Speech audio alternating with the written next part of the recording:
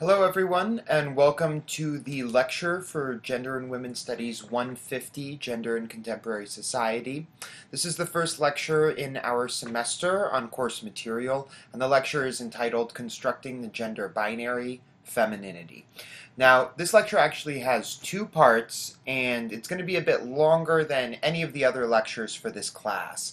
And that's because I begin by talking a bit about the structure and approach of the course to provide a little bit of theoretical background that'll help us get situated. And then the second part of the lecture is really the substance for this week, focusing on the concept of a gender binary and looking at how that gender binary can affect women. Now, don't worry if some of these terms are confusing you. We're going to get to defining them all over the course of the lecture. But for right now, you should have already pulled up the PowerPoint for the lecture and have it in front of you. So that lecture PowerPoint, of course, on D2L is entitled Intro to GWS 150, Constructing the Gender Binary and Femininity. And if you've pulled it up and you are on slide 1 of 41, you should see a colorful little main slide there with the title of the lecture and information about the course and myself, the instructor. Now, if you turn to slide 2, you'll see that it has a outline for the lecture. So the first part of the lecture, again, is the approach of the course. It's going to kind of provide an overview of the three main units in the course, and then specifically talk about the cultural studies approach that I'm taking when teaching this. Now, the second part is all about this construction of a gender binary in different contemporary contexts. So some of the main themes or main topics that we're going to run through in that second part of the lecture relate to social construction and identity, the gender binary, a sex, gender, and sexuality system, representation and power, and that's where we really talk a bit about culture, and then finally systemic oppression. So if you'll turn now to slide 3 of 4, we are going to begin by talking about the approach of the course. So the course is, and this is coming from your syllabus here, intended to approach the concept of gender really broadly as a socially constructed identity category. In other words, a category through which we identify and through which other people identify us, but one that is subject to social contestation, subject to change, and one which varies across different contemporary contexts, which will be really important, especially in our third unit when we look at kind of a non-Western, various non-Western contexts for talking about gender. So to do this, the course proceeds through three main units intended to highlight how gender is socially constructed, in other words, how gender comes through social relations, our interactions with other people, and how specifically it can be constructed in hegemonic ways. And that term hegemonic, which we'll use a lot through the course, refers to ways in which one thing comes to dominate, right? So when we're talking about hegemonic gender, we'd be talking about how femininity or masculinity typically appear as one thing pretty consistently. But also we're going to be talking about how those hegemonic, mainstream, really popular ideas about gender are always being challenged all over the world in different ways. Now, if you turn to slide 4, our first unit is all about constructing the gender binary. So the first unit examines the ways in which gender is normatively constructed, right? These mainstream ways in which gender comes to exist, specifically through the enforcement of a binary two and only two sex and gender system. And that's kind of what we're going to be talking about later in this lecture. On slide 5 here, you'll see that the second unit in the class is all about challenging this binary, right? Challenging this strictly male or female approach to gender. And this unit looks specifically at trans studies scholarship that discusses the ways in which transgender cultural politics have challenged a binary approach to or understanding of gender. On the next slide, you'll see the title and description for Unit 3, the final unit in this quick online course, Cultural Imperialism and Gender Around the World. Now, the first two units focus mostly on scholarship from the West, from the United States and from Europe. Now, this third unit actually draws a lot more from decolonial scholarship to demonstrate how Western gender norms become globalized. In other words, how Western approaches to gender start to get spread all over the world. and to look at how those processes that spread can actually potentially harm people in different parts of the world. Now on to slide number 7. So here we're going to begin to talk about the approach of this course. Now, what's interesting about gender and women's studies as a field is we're not what's considered a discipline in a traditional sense. In other words, if you think about, let's say, biology as an academic discipline, biology has really strict rules about how to conduct research and how to approach the generation of knowledge, of facts. Now, in gender and women's studies, we're what's called interdisciplinary. In other words, we draw from a lot of different disciplines and use different theories, different approaches, different methods to conduct research, to write, to generate knowledge. So, for example, I'm trained as a political scientist and as a geographer in terms of my academic background, but I do work within gender and women's studies that draws from those approaches. Now, you could have somebody in gender and women's studies that comes from sociology or from just about any other field imaginable, and we use different things from different fields to really try and consider all the various approaches people have generated to talking about gender, about sexuality, about women, right, and so many other topics.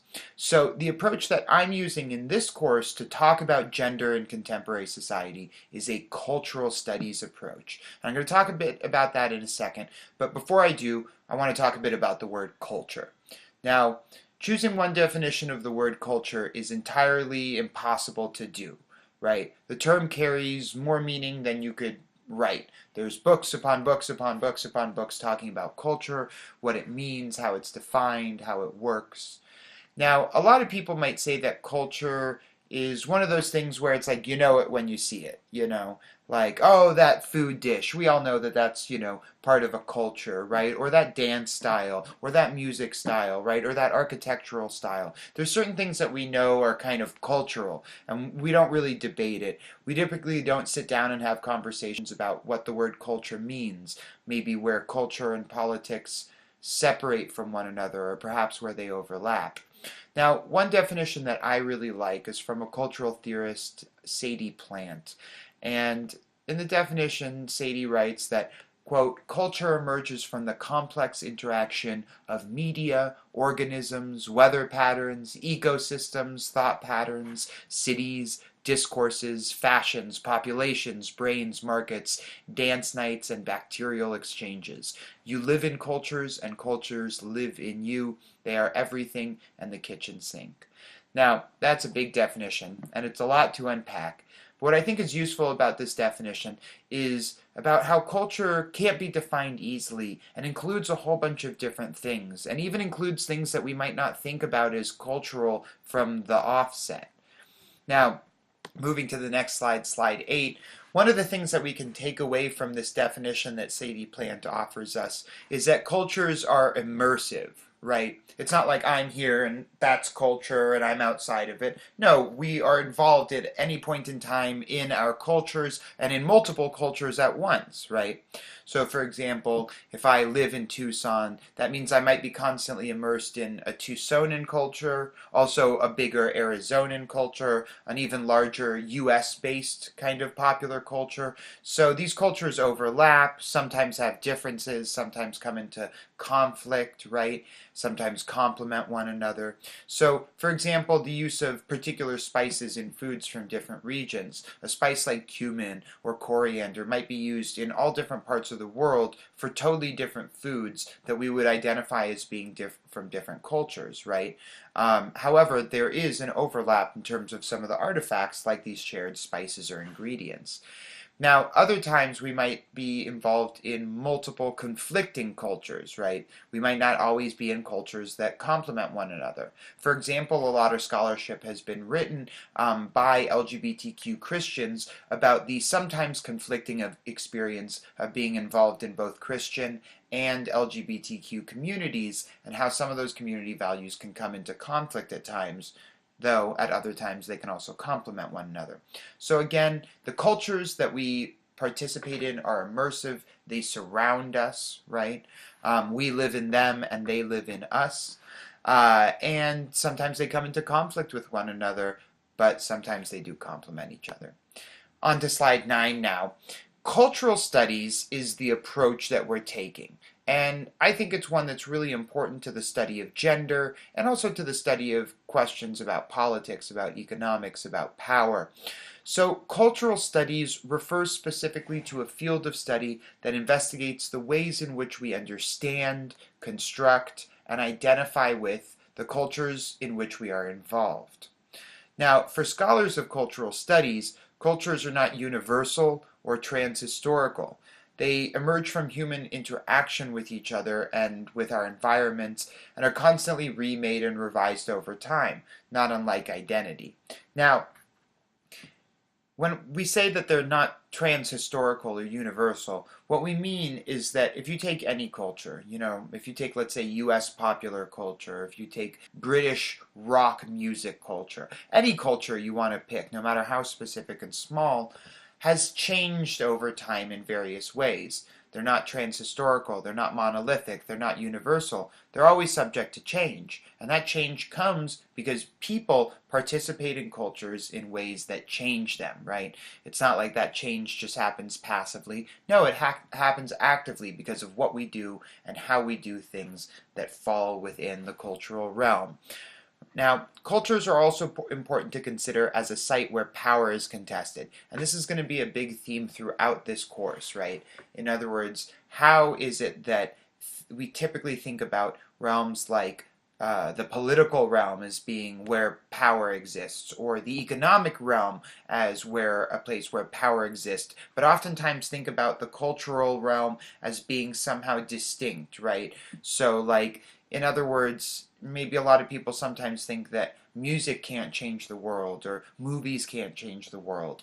However, this course would likely make the argument that cultural practices and artifacts do exert a lot of power over what we might call the economic or political realms. In fact, I would argue so much so that oftentimes the boundaries between culture and politics or culture and economics are really unclear. Take, for example, something like how Twitter plays such a big role in modern day US based politics. Now, most people would think of Twitter as being a social media or kind of cultural platform, right, for the exchange of cultural ideas and artifacts. But now Twitter is actually becoming a site where a lot of political power and political debates play out, right? So here the line between the cultural and the political is really being blurred all the time.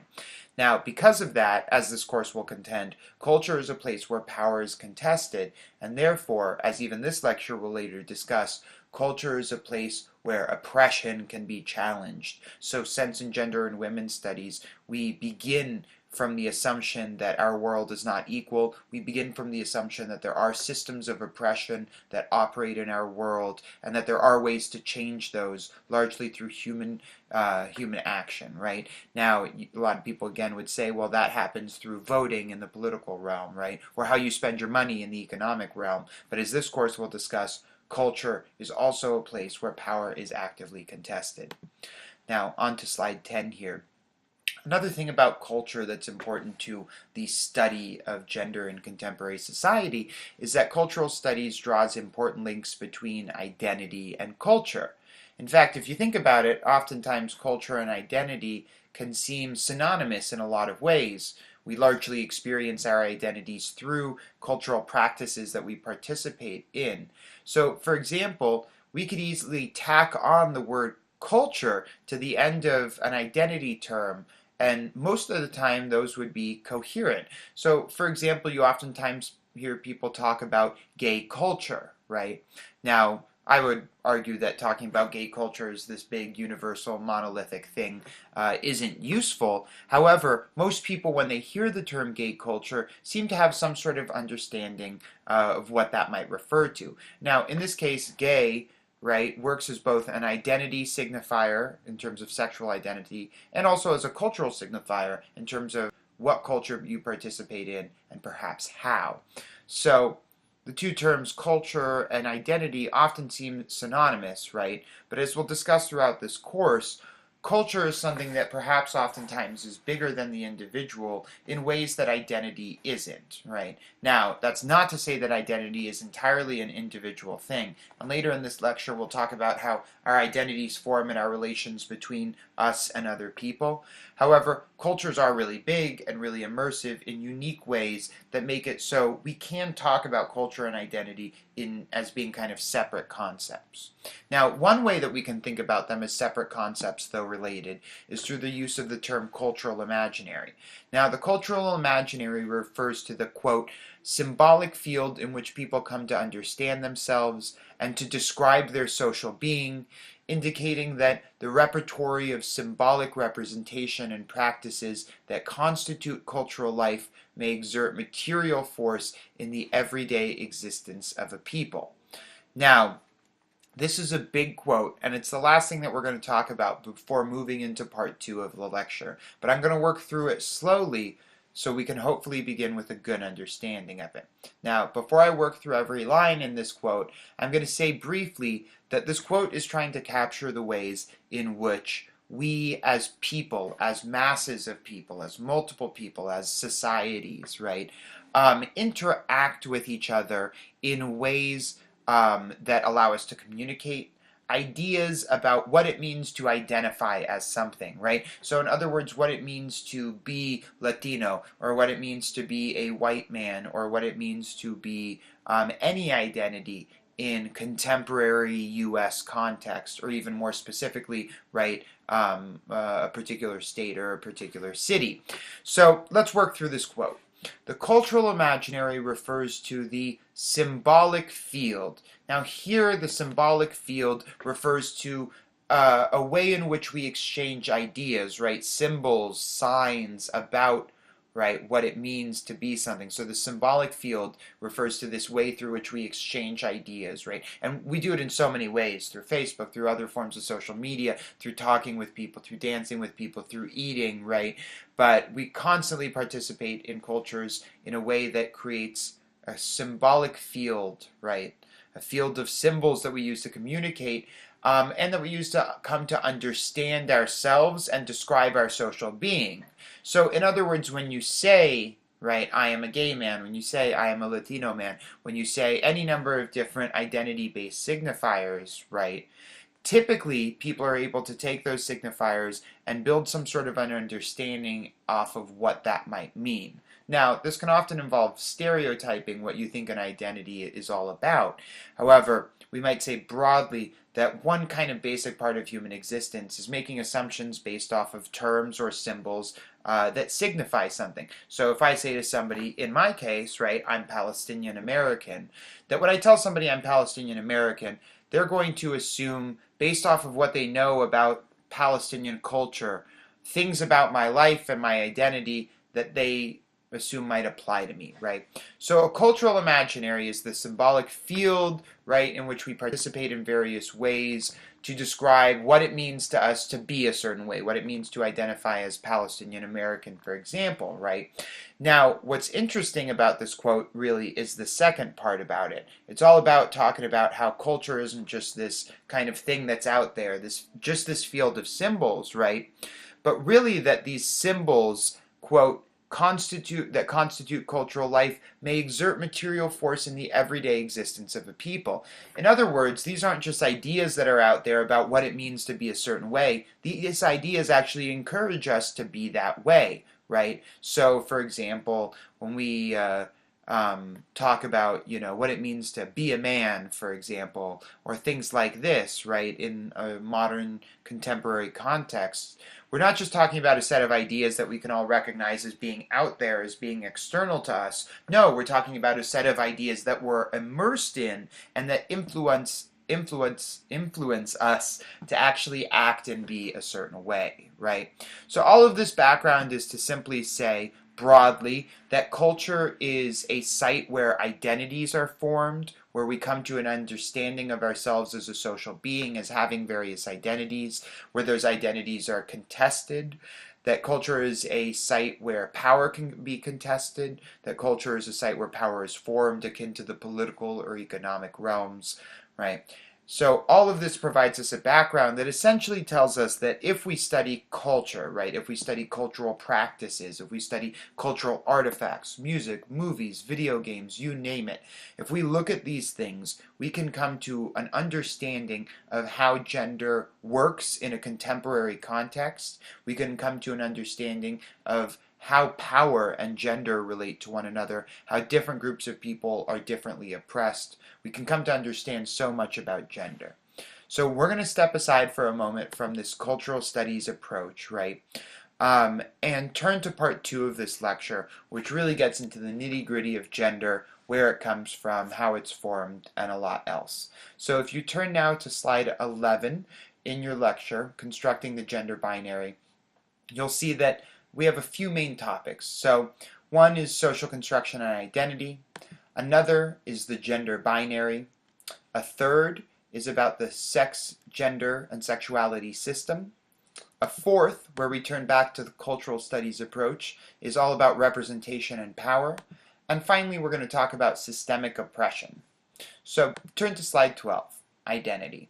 Now, a lot of people would describe identity as the way they see themselves and the way they're seen by others. Such a description captures the importance of identity to the relationships between people, or in other words, its importance to societal relations. Throughout this course, identity is going to be an important lens that we use to examine how power operates in varying political, economic, and especially cultural contexts. So, on the next slide here, you'll kind of have a preview of a lot of the things that we're going to talk about. In other words, a lot of the main objectives, learning objectives for this course in terms of our understanding of gender. So over the course of this semester, you'll learn about why identity is an important concept to investigate, including how identity structures how we see ourselves and how we act in the world, how people view others through their perceived or known identities, how identities emerge in and structure the relations between people. In other words, how we act with other people has to do with our own identities and how we perceive their identities. That our identities are reflected in and learned about through culture, that they are a central part of modern day politics, that our identities appear in the economic sphere through forms of economic inequality, and finally that identities circulate transnationally through globalization and cultural imperialism. Now on the next slide, you'll see a list of some of the identity categories we're going to consider during this course. These are going to be mostly familiar terms to you, terms like sex, gender, religion, race, class, ethnicity, nationality, age, and ability. Now, right now, you might think that some of these terms are the same. For example, a lot of people think that sex and gender refer to the same thing, or perhaps think that ethnicity and nationality are the same thing as well. But over the course of the semester, we're going to define and parse apart these various terms. This lecture in particular looks a lot at sex, gender, and sexuality, among other identity categories. Now, on the next slide here, we're going to begin to talk about how we approach identity as a social construction.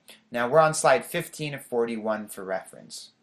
Every identity category carries with it a number of descriptors that are associated with it. Now those descriptors might include physical ones about skin tone, facial structure, body type, or hair. They might be descriptors about behaviors, attitudes, and beliefs. So for example, if I were to ask you, what does a male body look like? A lot of people might describe it as being taller, bigger, perhaps even stronger than a female body. We're going to trouble these assumptions a bit later on in this lecture and throughout this course, but they're commonplace assumptions about what it means to appear male. Perhaps if I were to suggest the same thing about what it means to look black, for example, a lot of people would jump first to talking about skin tone as a key indicator, right, or descriptor of the identity category black. Now, as a result, identities carry expectations with them regarding how people should appear and behave. So if you hear terms like ladylike contrasted with terms like bitch, you come to understand that these terms indicate that there is proper feminine behavior in our society and that it's heavily policed by people, a practice that we would heavily trouble, of course, in gender and women's studies. Now, that's not to say that our identities require us to behave a certain way. Just because I'm male doesn't mean that I'm required to go to the gym and work out.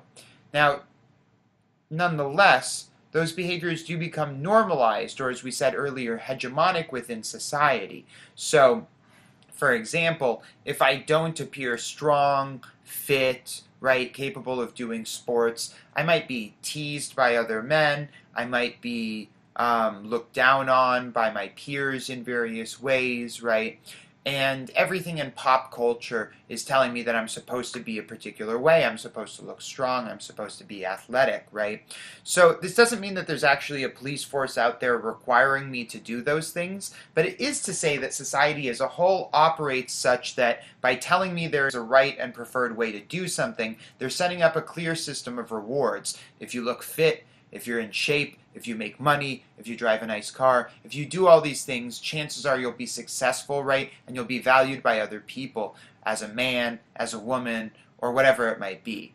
Now, that is to say that rather than seeing our identities as biological, in other words, rather than assuming that men are strong simply because their biology makes them strong, we should understand them as social. In other words, men become strong because they're told they need to through social relations and through culture. Now, biological traits are important, right, to our understanding of identity and how identity affects us. In other words, if we don't appear as a certain identity, people probably won't treat us as that identity. If you don't appear, for example, Middle Eastern in my case, most people wouldn't treat me that way. I get treated as just a white guy, right? And therefore I have to recognize that my identity socially oftentimes functions as white, though my personal identity as Palestinian American, as Middle Eastern American, is very, very real too. Nonetheless, given that I typically am not perceived outwardly as being Middle Eastern, biology does play a role in how my identity plays out socially, right? To put this in a different way, socially, we attach meanings to particular bodies. Skin tone, hair type, height, strength, these things don't tell us anything about somebody's identity in a strictly genetic or biological way, but we take those biological indicators and attach meanings to them, right? In other words, we attach meaning to a physically fit, strong body that associates that strong body with masculinity. On to the next slide here, slide number 16, to continue this conversation about identities as being socially constructed. We would say that not only do we string together particular meanings and attach them to bodies, those meanings change over time significantly. So what was deemed ladylike in the 1800s might not be the same as today. These meanings also vary by location, as we might say what's deemed appropriate behavior for women varies country by country or continent by continent or all over the world depending on where you go. So in conclusion, central to this course is the idea that identities are socially constructed as different meanings are strung together and attached to particular bodies, vary over time and location, and are subject to constant change, or what we might call reconstruction. In other words, as we participate or do our identities in different ways, as we start to dress differently, act differently, then as a society our understandings of what it means to be, let's say, feminine or masculine change. Now, as we'll learn over the course of this semester, this doesn't mean that our identities are unimportant, right? Or that if we simply stop doing them, that they'll just disappear, right?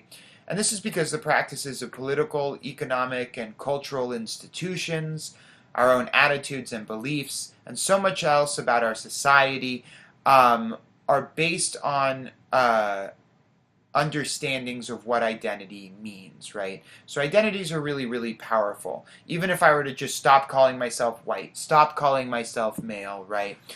People would still see me as white, people would still treat me as male, because these are systems, right, that are larger than any one individual. On to slide number 17. To speak more about the social nature, right, of identity and specifically of gender, we might talk about how our identities are intersubjective. The term subjectivity refers to how we see and understand ourselves or our actions in the social world in relationship to others. In essence, subjectivity structures what we do. So, for example, I'm Alex, and that is how I know who I am. I know myself as Alex, and every time I go out in the world and I make a decision about what to do, where to go, what to say, how to act, I'm making that decision as Alex, based off of a history of who Alex has been and who he has been up until this point in the present, right? And this idea of what it means for me to be Alex and to act in a particular way, right? And that has everything to do with how other people see me, right? So we can also have multiple subjectivities. For example, being white, male, queer, different identities all at once. Each can carry with them a particular subjectivity, a way of seeing and acting in the world. So in the same way that we're immersed in multiple cultures at a time, we also engage with multiple subjectivities, multiple ways of thinking or acting in the world at once. Now, intersubjective, which I'm describing identity as, refers to things that occur in the relations between two or more people, right? Between subjects, between subjectivities. Now, for example, you might say that love can be intersubjective. It's based off of the relations between two or more people and includes assumptions about other people in the relationship. It's hard to think about love as something that could exist without at least two people, if not more. Now, identities are similarly intersubjective, just like love. It's hard to imagine there being, for example, a concept of female if there were only one person alive in the world. The concept of female gets constructed and validated because as a society in our relationships between each other, right, between people, we agree that we're going to use this concept of female to have it mean something, to deploy it to identify ourselves and to identify other people. Without anybody else in the world, if someone were just born and raised without ever interacting with another person, it's hard to imagine that they would create an identity specifically as female, as heterosexual, as white, or as any number of other identity categories that we're familiar with. Now, without other people in the world, there would be nobody to express that concept to, nobody to validate it through recognition, and there wouldn't be other identities against which to compare it or contrast it. Now, on to the next slide, slide 18. Identities as intersubjective. We can continue to understand this in a different way by asking ourselves how we feel validated by others in our own identities. So take a moment to think about this for yourself. For each and every one of you, the answer is going to be a little bit different. But what is something that you do every day that relates to one of your identities, maybe your gender, maybe your race, maybe your religion, that you do every day and that gets validated and recognized by others in ways that reaffirms your own identity? So take a moment and think about that, and I'll try and provide one for everybody else.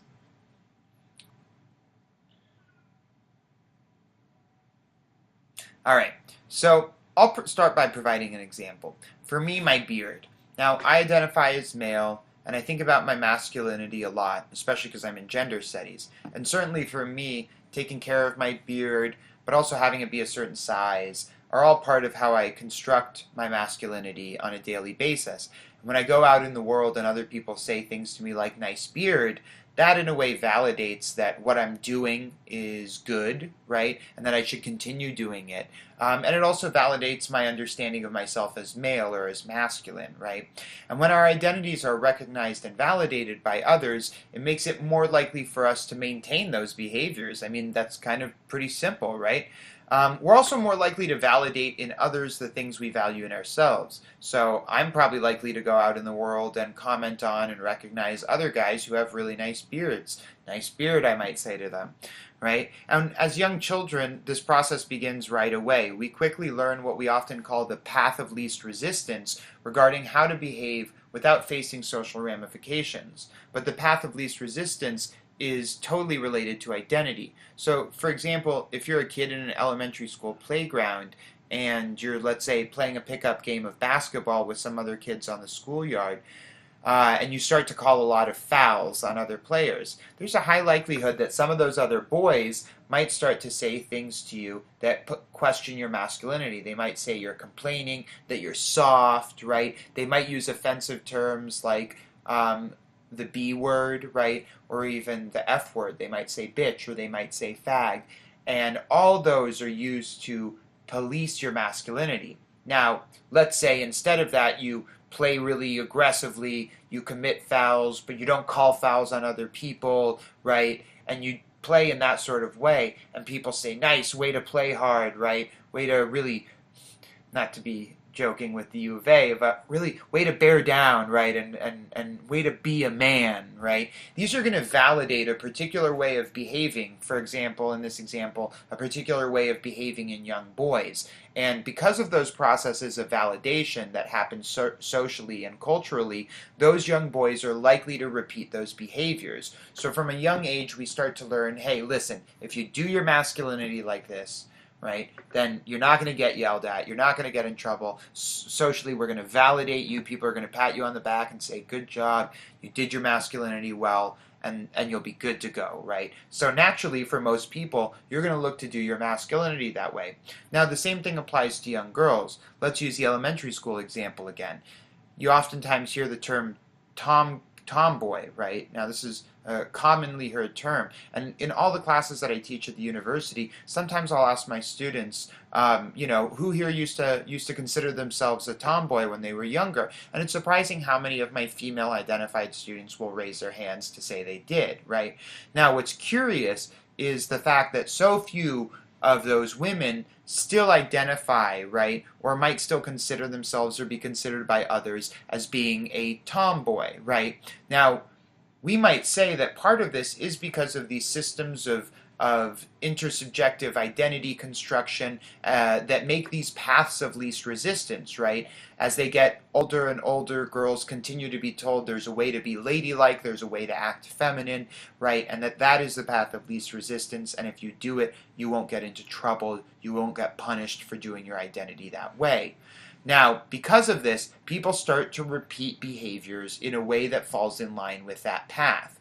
And that system is what makes identities appear natural, right? So it seems as when you hear expressions like boys will be boys, this assumption that somehow our biology just naturally makes us act a certain way is actually because social processes are making us act that way so consistently that our behaviors appear natural or normal or typical. Now, on to the next slide, we're going to start talking about how these processes of social construction generate what we term a gender binary. Now, before we get ahead of ourselves, let's define the term gender.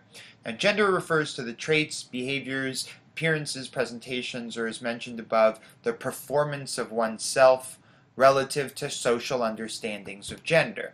Now, this definition might sound circular. Gender is what people call gender. But since gender is socially constructed rather than natural, this definition helps us capture how concepts about gender, like concepts of masculine and feminine, are really unstable and change over time. If we do not repeat our gender in really consistent ways, right, in line with this path of least resistance, and start doing masculinity differently or doing femininity differently, then the meanings others assign us will also change. So, for example, I am probably perceived by everybody watching this lecture as masculine, and most of you probably are assuming that I am male in some sort of way or another. Now, this has a lot to do with how I'm performing my gender, how I'm even talking about my masculinity, how I appear physically, the tone of my voice, and so many other different cues, traits, behaviors, etc. that you're taking and using to interpret me in a particular way. Now, if I were to instead shave my beard, grow long hair, put on makeup, shave my chest hair, raise my voice, start wearing dresses, and any number of other things, right, then you'd probably start to read my gender differently. Now, what that tells you is that how our genders are perceived, right, relates to existing understandings of gender, right? I can tell you I'm male, and tell you right now that I'm male, that I identify as male, that I consider myself to perform masculinity. However, if I start to do things differently in a way that you associate with existing understandings of femininity, there's a high likelihood that you're going to start interpreting my gender differently. Now, the thing about gender and the way we construct it is that gender is, in the West, typically seen as either being masculine or feminine, A or B, black or white. And this is what we oftentimes call the gender binary. So on to your next slide here, slide 20 of 41. The gender binary refers to the, quote, classification of sex and gender into two distinct, opposite, and disconnected forms of masculine and feminine. And this definition comes from Wikipedia. So let's pick it apart. The classification of sex and gender into two distinct, opposite, and totally disconnected forms of masculine and feminine. Now, there's a lot to unpack here. So, distinct, right? In other words, the contents of masculine and feminine are different than one another. But not only are they different, they're seen as being opposites, right? In other words, if men are this way, then women are going to be whatever the opposite way of that is. And we're going to talk about that a bit more in detail in a second. But that also they're disconnected. In other words, a gender binary assumes that masculinity and femininity are different because they come from different places, right? Because they come from some sort of male essence and female essence, rather than being built in relationship to one another. Now, the gender binary is just one way of classifying gender, and it's a system commonly seen in the West. But it's important to note, as we'll discuss later, this system does not apply in all contexts around the globe, nor does it even apply to all people in the West. Now, on the next slide here, slide 21, we would say that nonetheless, despite the fact that there are many places and people who work against a binary dichotomous approach to gender, that the gender binary is still a very persistent system in the West, which functions in ways that construct male and female, men and women as opposites. So consider this chart here. Consider these gender-based dichotomies, right, or binaries that are common bless you, thank you, that are commonly seen in popular Western culture. On the left column here we have masculine or male, and on the right column here we have feminine or female. So the first thing here you see is physically strong and physically weak. Throughout Western popular culture, we see assumptions about masculine physicality and strength, and assumptions about female physical weakness.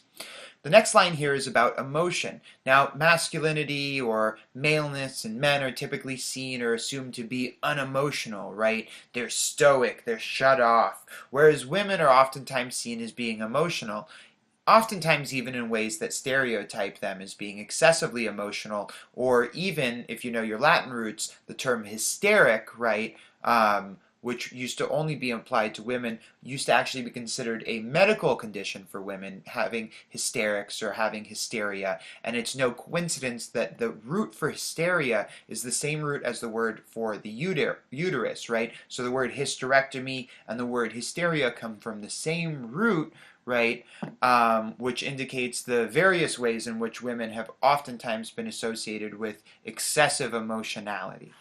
Now, the next third line here has to do with intelligence.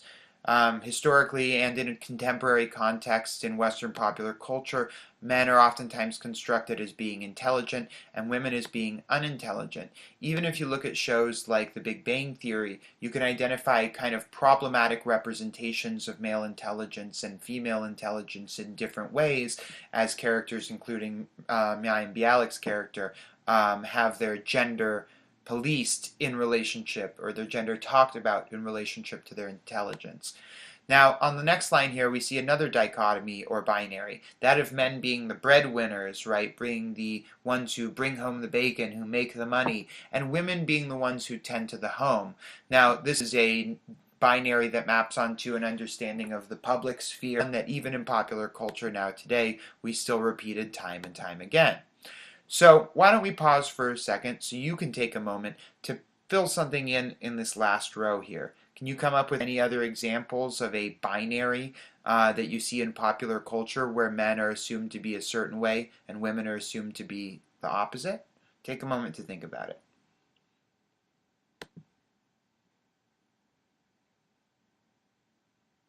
All right. Now let's move on to the next slide, slide 22.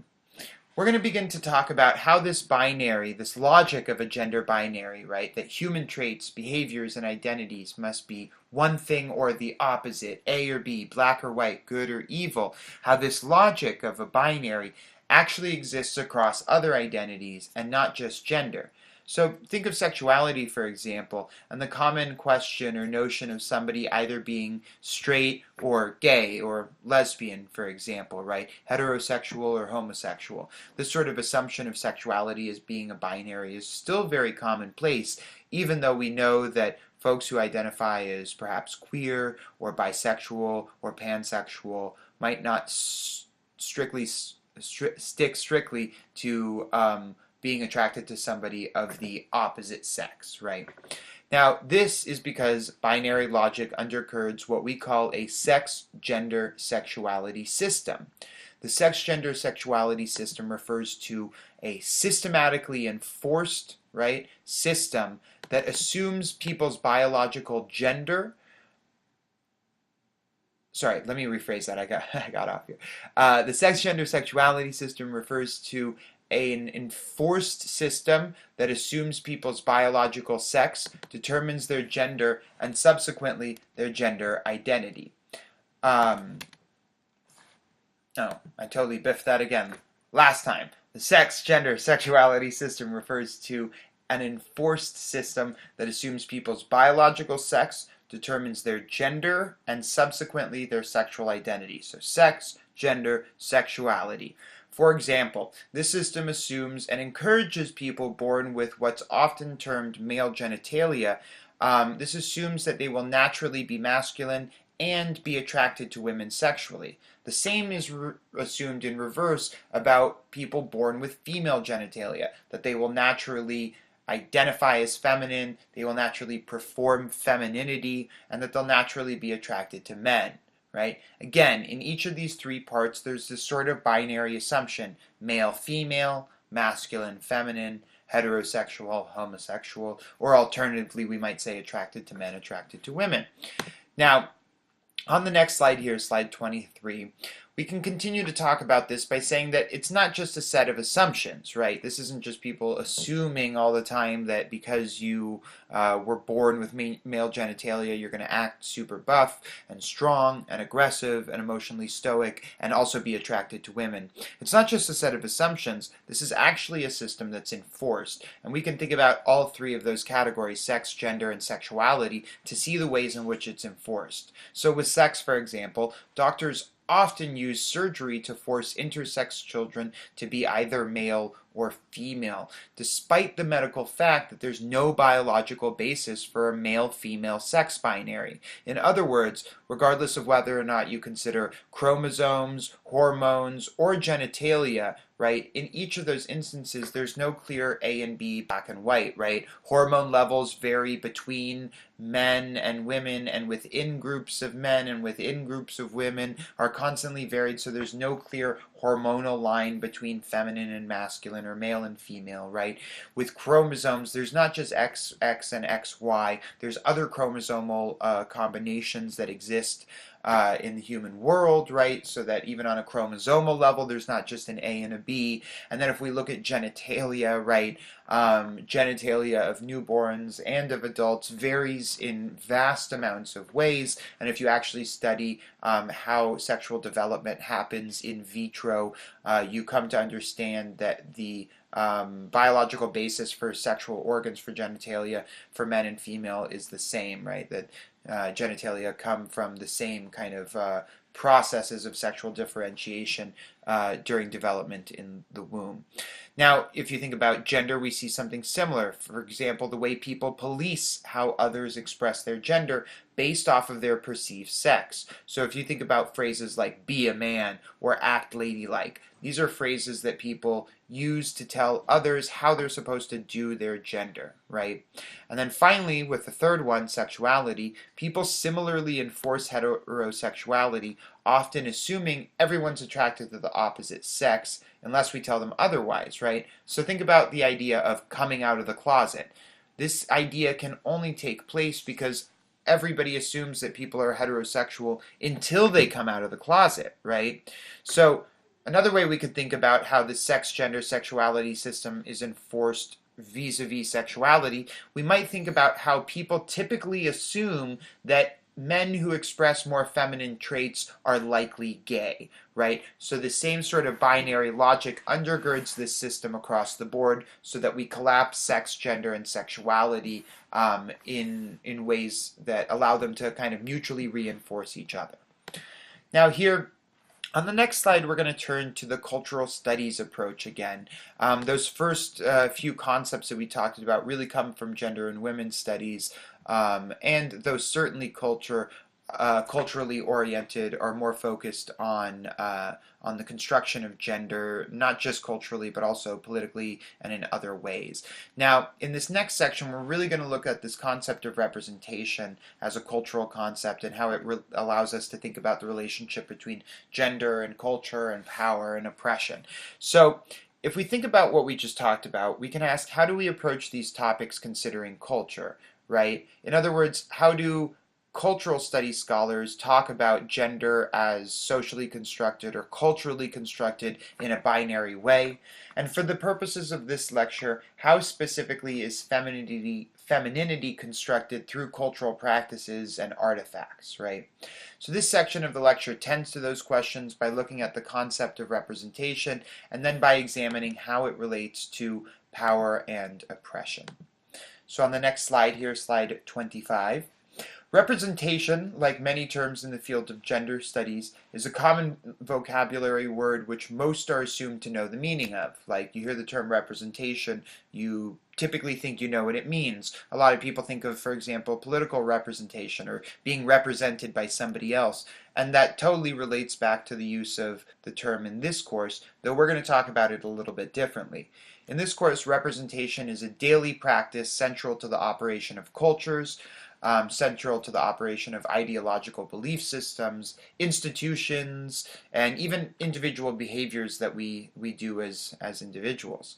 Now, for this course, we're using a very specific academic use of the term representation, which connects intimately with questions of who has power and how that power is exercised. So on the next slide here, slide 26, you'll see that definition.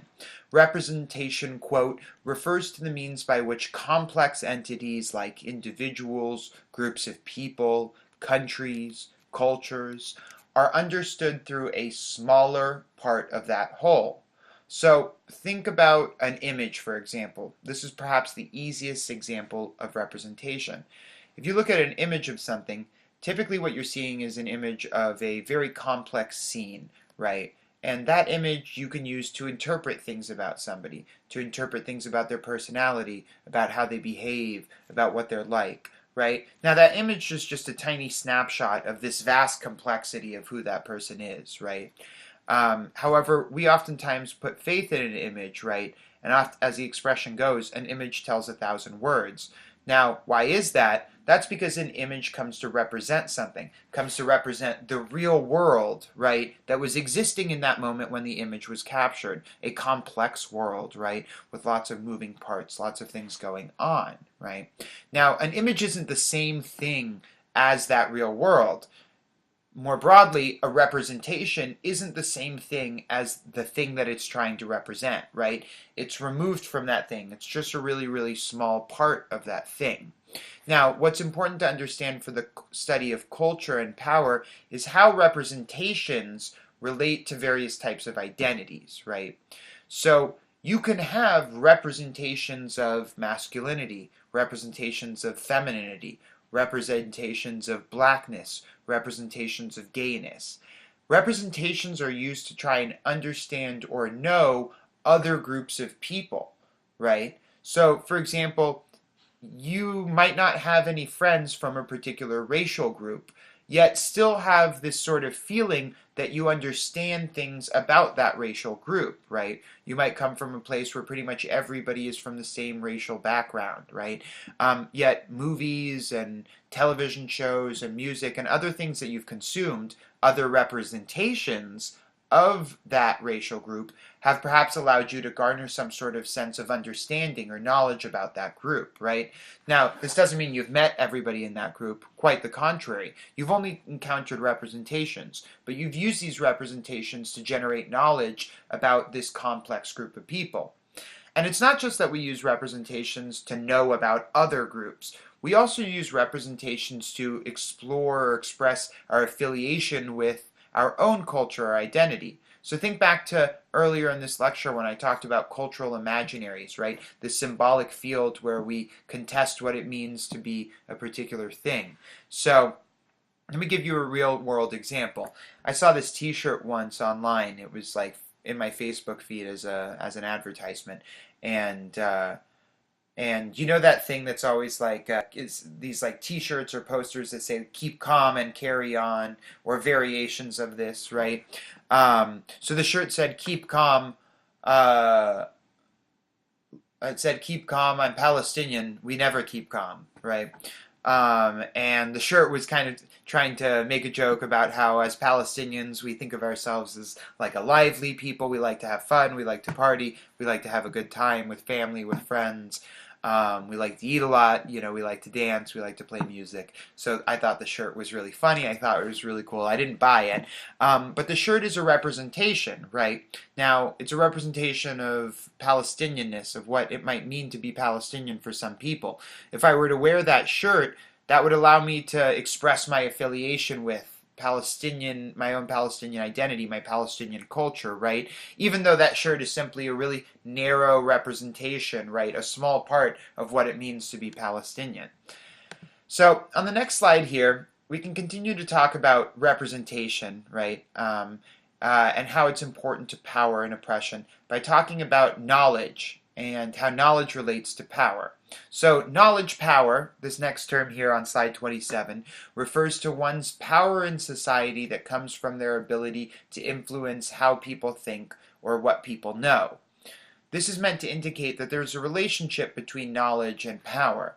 So if you're powerful, then what you say is oftentimes taken more seriously as knowledge, right? So if you're a lawyer, a doctor, a scientist, a politician, people oftentimes will trust what you're saying more, will consider what you're saying to be knowledge, to be truth more, and act on that. Versus if you're somebody else who nobody knows and doesn't have any degrees and isn't considered authority, right? And you start to say something, people will be like, well, that person, they're not powerful, they're not legitimate, I don't think what they're saying is really knowledge, right?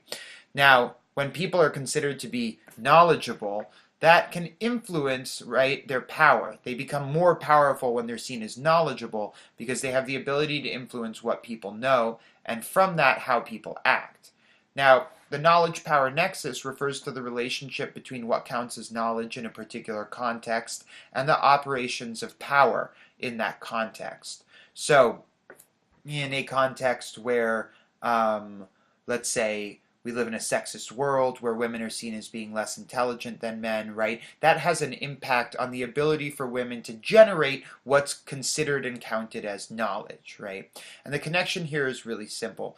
Power is exercised through human action, and human action is influenced by what people know, right? If I know something to be true, if I'm convinced that I definitely know it, then I'm going to act on that knowledge in ways that are different than something that I'm not really totally sure about. So, important here to also consider is that knowledge and truth are not the same thing, right? If we're assuming that there is some sort of truth out there that we can find, right? Just because we know something doesn't mean it's true, right? And just because somebody with authority says something is knowledge doesn't mean it's true. Many powerful people have been successful, right, because of their promotion of knowledge that wasn't true, that people took as factual. And if you think about things as simple as the Holocaust, that provides you with a very easy example of how people like Hitler and the people who worked for him promoted untruths about the Jewish people and other minorities, and people took that as knowledge. They believed those untruths because of the power of Hitler and other people in his party, and then they acted on what they thought was truth, right, in ways that were violent and oppressive and disgusting. So here on the next slide, slide 28, when we analyze culture by paying attention to its representational politics, we're seeking to understand how the knowledge generated by a particular representation yields particular ways of acting, right? So in other words, one's representational politics refers to how the representations they generate have a political agenda to them. So for example, if a television show always depicts women as being stupid, as being dumb, as simply being stay-at-home moms who are unintelligent and overly emotional, and all of these stereotypes of women, if a show time and time again simply puts out that image, that image, that image, then you could argue that they have a sexist representational politics that encourages people to act towards women in ways that assume those women are unintelligent. Now, another way that we could, have an actual example of how representations of a group of people can lead to harmful ways of acting towards that group, we could look at slavery in the United States. Throughout the period of slavery and even afterwards, images of Africans and blacks as physically inferior and animalistic circulated in newspapers. Scientists conducted flawed experiments that they used to prove people of color were inferior to whites. And when the Constitution was written granting all men freedom under the law, whites thought of blacks and Africans as literally non-human and arguably even knew they were not human based on scientific untruths that they used to justify slavery, right? So bear in mind at this time period, scientists were literally publishing papers to make the argument that blacks were genetically inferior to whites, closely related to apes, more closely related to apes than to humans, right? And people took this false knowledge as truth because the men who were creating that knowledge were scientists and politicians and newspaper editors, and they acted on those mistruths in ways that justified and continued slavery, right? And here the relationship moves really smoothly, right? You can see this. Bad representations, false representations, right, of blacks lead to bad ways of knowing about blacks and therefore lead to bad ways of acting towards blacks. And this is just one of many, many examples that you could talk about on how representations of particular groups of people, particular identities, lead to bad ways of acting towards them. Now, when we talk about representational politics, especially when we're talking about bad representational politics, we have two terms that really come in handy in a course like this that's about gender and about identity. And the first one here is misrepresentation. So this is the use of representations that do not accurately reflect the diversity of people within a particular group, their attitudes and opinions, their identities, and their life experiences, right? So when you misrepresent a group, you kind of have a narrow representation that portrays that entire group of people as being a single way, right? When in fact, that group has a lot of internal diversity, right? So a lot of statements that we would consider to be stereotypes are also misrepresentations, right? So if we say all of this group of people are this way, right? This is both a misrepresentation and a stereotype all at once. Now, another problematic bad representational politics is underrepresentation. And this is when a group of people is comparatively absent from representations of something. So, for example, if you watch TV and see that there's maybe an absence of black politicians in political dramas, or an absence of female doctors in medical dramas, right, or female lawyers in legal dramas, right? This would be considered underrepresentation, right? The comparative absence of a particular group of people from representations of something. And both misrepresentation and underrepresentations are problematic because, as you remember, representations generate knowledge, knowledge generates ways of acting. So if a group of people is misrepresented and stereotyped, or not shown at all in a particular kind of representation or particular culture, then people start to know that that group of people isn't there or doesn't do that thing, or that they're all that way, and they act towards them accordingly. Now, Moving on to slide 30.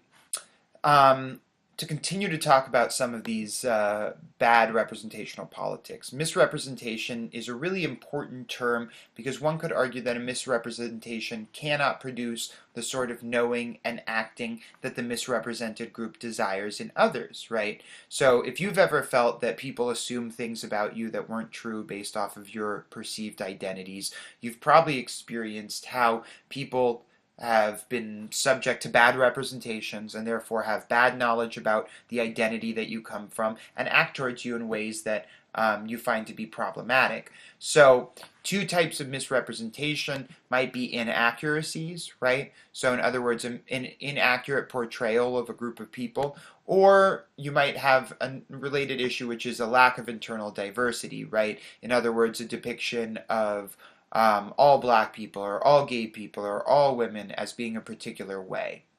Now, underrepresentation is also a very important term, as it can create the knowledge that a group of people does not or cannot do something. So, for example, if you look at the world of professional sports, we would say that women are really underrepresented. Compared to men, they're relatively absent from professional sports media, sports broadcasting, etc. And this can easily send the message to young women at a very young age that women are not meant to be athletes, or that perhaps they cannot be athletes in the same way that men can. A really problematic message to be sending to young girls. Now on the next slide here, slide 31, we can begin to think specifically about Western pop culture and talk about how women are represented. Now, popular culture is really important because it contains ideas about how to perform socially constructed gender roles, representations that dictate preferred, proper behavior. Often these ideas about gender relate to one another inversely. In other words, the representations of men are opposite of the representations of women. Again, the gender binary isn't just a set of assumptions, it's really enforced, and oftentimes that can be through representational practices found in popular culture. Now, this construction of ideas about women as opposed to an opposite of ideas about men is the gender binary or dichotomy that we've been talking about. These are misrepresentations, as men and women are actually quite similar in many ways, and they're harmful misrepresentations because they often portray men as superior to women within those dichotomies, right? So again, strong is seen as good and masculine, weak as bad and feminine, stoic as strong and masculine, fickle as weak and feminine, intelligent as strong as preferred and masculine, simple-minded or unintelligent as worse and feminine, money earner as preferred and masculine, domestic or housewife as not preferred and feminine. In all of these instances, the binaries that are constructed as opposed to one another and then associated with male or female bodies and identities typically privilege masculine traits, behaviors, assumptions over feminine ones. Now on the next slide here, many people would oftentimes respond to this analysis by saying that women typically are more emotional, or that men typically are physically stronger. However, there's a really critical misunderstanding there, and that has to do with what people think representations are. See, a lot of people think that representations are reflecting a reality that's out there. But representations do not simply try to reflect a reality, they create that reality by structuring human behavior, teaching us what to know and how to act. In other words, representations of women as physically weak don't simply reflect an objective world in which women actually are physically weak. There's plenty of physically strong women in the world, and there could be more, but there only can be more if we challenge these representational practices that underrepresent or misrepresent women as being physically weak, right? So gender roles can be challenged, but part of that challenge comes not just in the political and the economic realm, but also in the cultural realm in relationship to representations, right? So if we think about women with strong bodies or men expressing emotion, right? These are things that do exist. There's plenty of strong women, there's plenty of men who like to express emotion, but those groups of people are not being represented in pop culture in the same way that groups of people who fall in line with traditional masculinity or femininity are. So, on the next slide here, these misrepresentations of different types of women in popular culture can be hegemonic. In other words, they can validate the mainstream ideological and practical sides of women, or they can be countercultural. Now, when we're talking about counterculture, which we're going to do more later in this unit, we're talking about ways in which representations can run counter to hegemonic understandings of gender. So if pop culture typically depicts women as being physically weak, right, then representations of women as physically strong could be considered countercultural. Now, let's take a moment, since we're on the subject of pop culture, and allow you on your own to brainstorm an example of a problematic misrepresentation of women that you encounter in popular culture. Is there anything that stands out to you, a theme, a stereotype that commonly recurs in perhaps some of the television you watch or the music you listen to? Take a moment to think about that before we continue.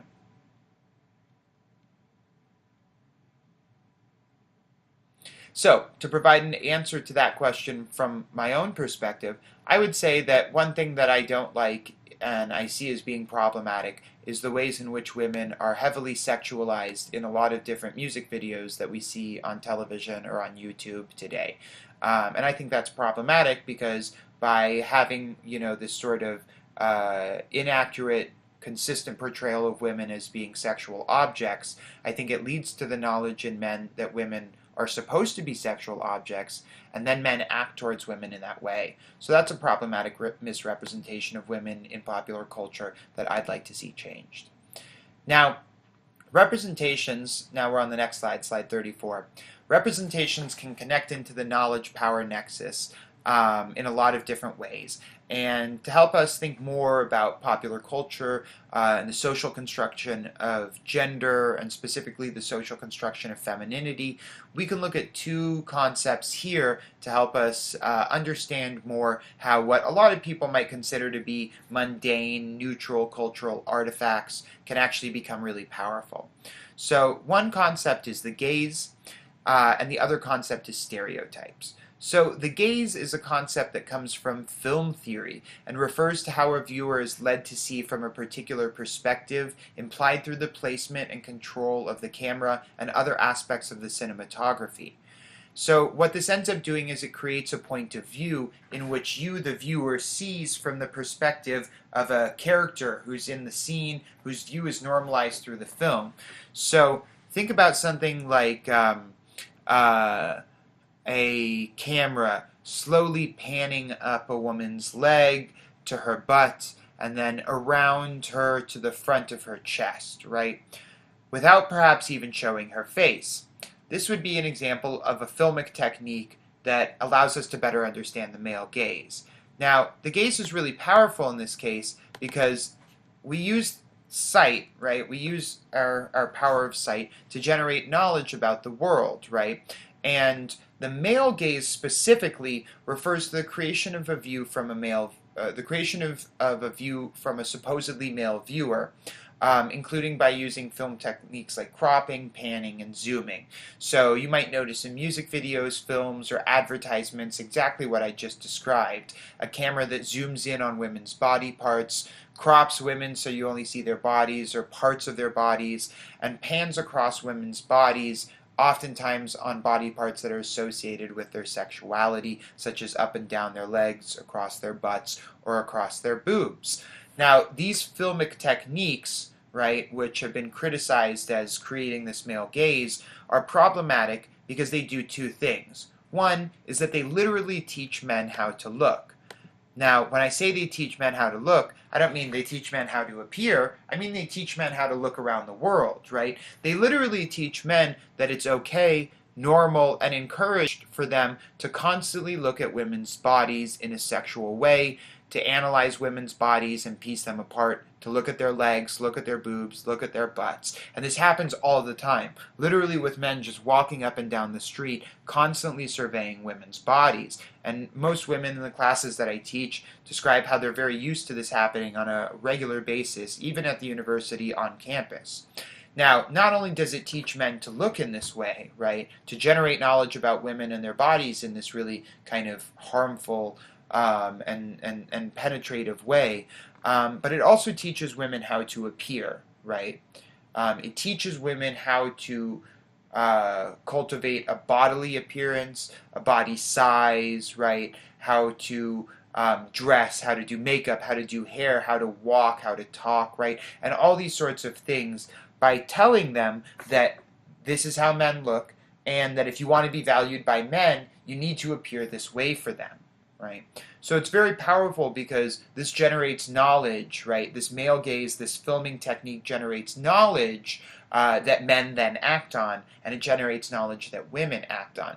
So if we look at these music videos or films that piece apart women's bodies and only present women in this sexual way using these filming techniques, these aren't just neutral movies or neutral music videos. These are literally teaching men how to look and teaching women how to appear. So now on slide 36, the next concept that's important for understanding the role of representation is that of the stereotype.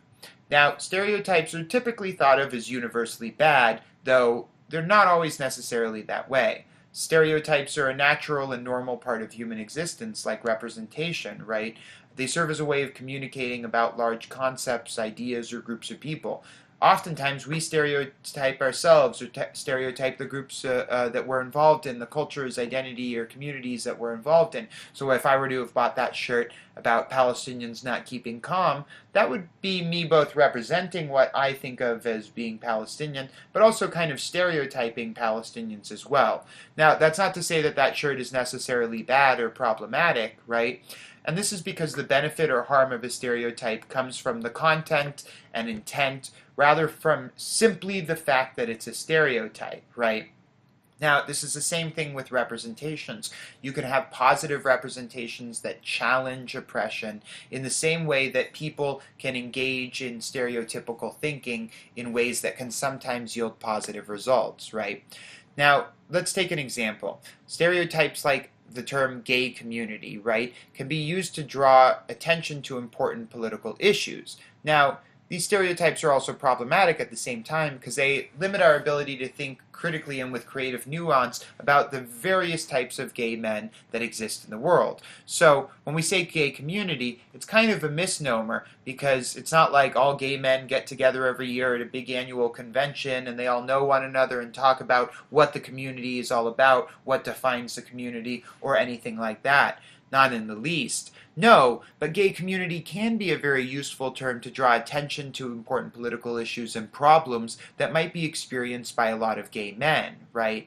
In other words, our political, economic, cultural, and social systems typically require us to identify ourselves as being in a particular group to express grievances or seek or to be able to engage in political activism, right? So when we think about political activism, we often think about it as pertaining to a particular group that's being advocated for, even though that group has so much internal diversity that talking about them as like one thing isn't really accurate, but it is useful. Again, stereotypes are affected by their intent and their content rather than simply by the fact that they're a stereotype. Now, for another example might be the use of the term Islamic extremism, right? Now, as a result of this stereotype or this particular term, many Americans lose the ability to think critically about whether or not that stereotype is true, about how the vast majority of Muslims do not subscribe to such beliefs, about what things the U.S. does abroad that breed hatred towards the U.S. or the West, or about what purposes are being served by using such a stereotype, right? Now, you won't find the stereotype Christian extremism or the term Christian extremism used in U.S. media, right? It's not a common term that you're going to hear, so you must pose the question, well, what are the representational politics of a news media that uses the term Islamic extremism but doesn't use similar terms for Christianity or other religions? Now, on the next slide here, slide 38, we can continue to say that not all stereotypes are universally bad. However, they merit analysis, right? So while stereotypes can have important purposes, and we might call that, like a strategic or tactical use of a stereotype, others, and most in fact, create a very narrow depiction or representation of a diverse group of people, a narrow depiction that teaches people how to think and act in regressive ways towards that group. Now, these are the stereotypes that need our attention, our criticism, and ultimately our deconstruction. Now, before we move on to our last topic, um, we could have taken this last topic of systemic oppression and put it at the beginning of the lecture. But I really want to foreground the fact that this class is taking a cultural studies approach, looking at cultural practices and cultural artifacts, right? For example, like the production of films, or looking at individual music videos, or poetry, or art, or clothing styles, or food, or just about anything else. And using those to talk about and think about gender. So, whereas a lot of courses might take an approach to gender that foregrounds a political analysis, looking at elections, voting, who holds political office, what political structures exist, this one doesn't. And therefore, I've held off on this discussion of systemic oppression until the end, though very important to the cultural studies approach. So, to understand how these various practices of stereotypes, or the gaze, or misrepresentation, or underrepresentation, play a part in the larger oppression of women, it helps to have an understanding of the term systemic oppression. Systemic oppression refers to the alignment of individual behaviors, institutional practices, and ideological belief systems in ways that benefit a particular group of people. Now, a lot of times you hear the term oppression and kind of think you know what it means, or probably really familiar with it. And the term oppression is kind of a general vocabulary word. But the term systemic oppression is a very specific term, and when used, always is referring to the alignment of these three things: the individual, institutional, and ideological components, right?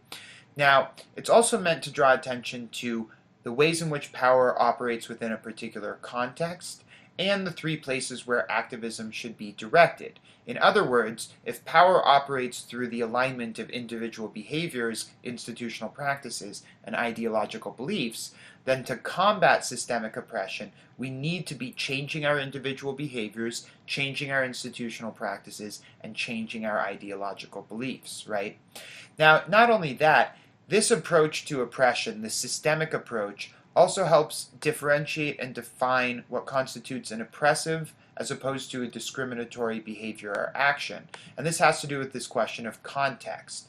So, if, let's say, men do not typically face a world where there is this systematic alignment of individual behaviors, institutional practices, and ideological belief systems that harm them, right, while benefiting women. That system doesn't exist. So, if a woman calls, let's say, a man nothing but a stupid, big, throbbing, muscular tool, right? While that term might be discriminatory, right, utilizing his gender as a way of discriminating against him, it wouldn't be considered oppressive, right? In other words, it wouldn't be considered sexism, because it doesn't gain that sort of meaning in a larger context. In other words, when that woman yells that thing at that man, it doesn't fall in line with a massive, repetitive use of that sort of language towards men, a use of language on the individual level that is then reinforced with institutional practices that back up and encourage that behavior, and ideological belief systems about female superiority over men that continue to reproduce that behavior as well, right? So again, we're talking about context, right? And not just the individual behavior, right? Now, again, that is to say that men do not have systematic oppression, right? Do not experience systematic sexism, but women do experience systematic sexism. Men can be discriminated against, but they cannot experience sexism. And this is an academic definition that's commonplace across a number of different disciplines. Now, before we move to the next slide, can you think of other examples of systemic oppression? So I already named one, and that's sexism, right? In other words, systemic oppression based off of sex or gender. But are there other ones that you can think about? Take a moment to brainstorm. And as you're doing that, you can move to the next slide, slide 40. For those of you who are visual learners, this will help you kind of visualize what we're talking about with systemic oppression. You'll notice that these arrows go both ways. It's not like it's a loop that circles in one direction. Each one of these components has an impact on the other.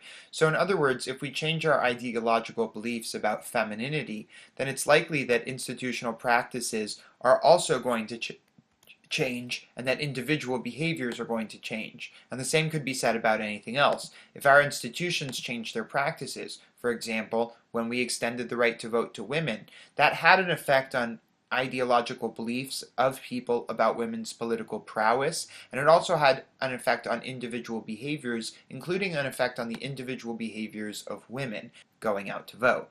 Now, at the bottom here, you'll see a list of some other examples of systemic oppression alongside sexism.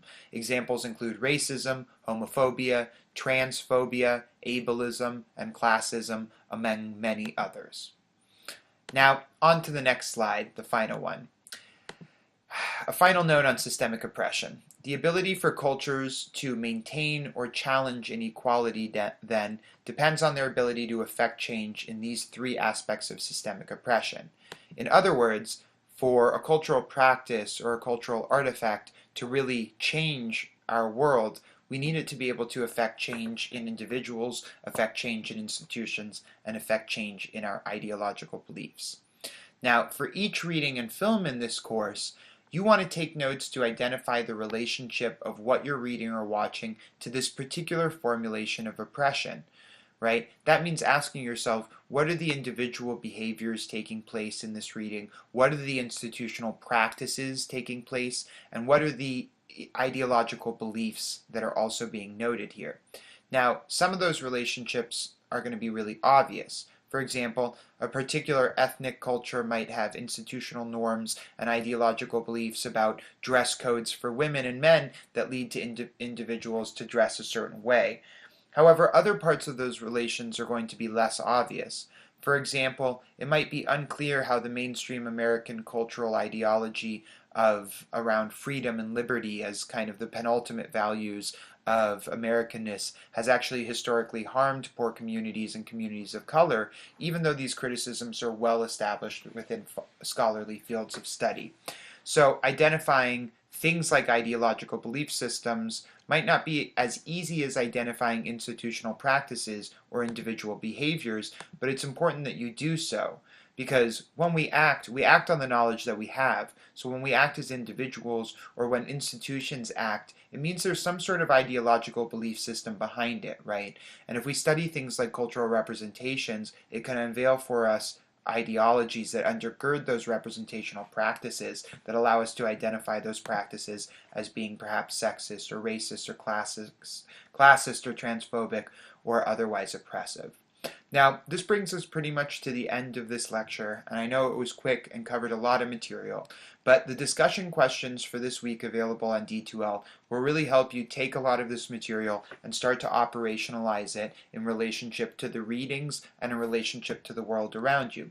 So make sure you go and answer all of those discussion questions after you finish the readings. But as you begin those readings, remember to be thinking about some of these concepts and looking at how concepts about social construction and identity and gender, concepts about representation and systemic oppression might show up in the readings that you have for this week. Think about how women are represented in popular culture in the readings that you have and how that affects the way we know about women and the way that we act towards women.